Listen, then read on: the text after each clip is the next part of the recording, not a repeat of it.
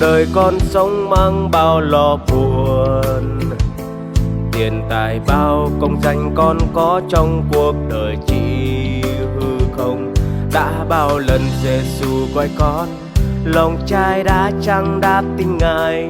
Vì tình yêu Giêsu vẫn chờ mong. Giờ này đây lòng con đã tiếp Chúa Giêsu rồi. Ngự vào tâm linh Cha thay đổi quan cai đời con hàng ngày. Với năng quyền và lòng yêu thương, Giêsu dẫn dắt bước con đi và dùng con tuyên giao Chúa tình yêu. Người từng Chúa đấng đã vì luôn nhân thế, vinh quang Hallelujah.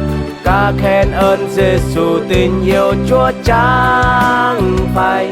Cùng hòa dâng lên vua Giêsu vinh hiển, giao cho muôn người trên đất. Ca khen ơn Giêsu ở khắp mọi nơi.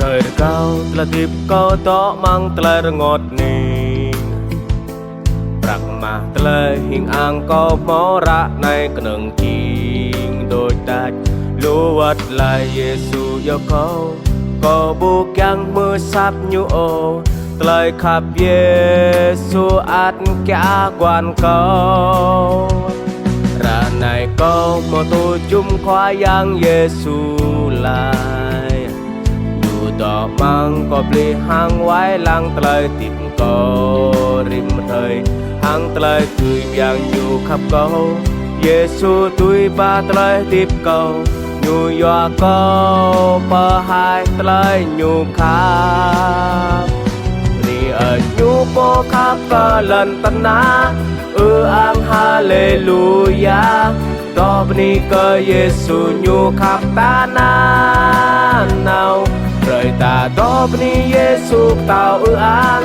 hai cơ vi bằng nuôi lần tana gặp jangan ni đó bni cơ nan Giêsu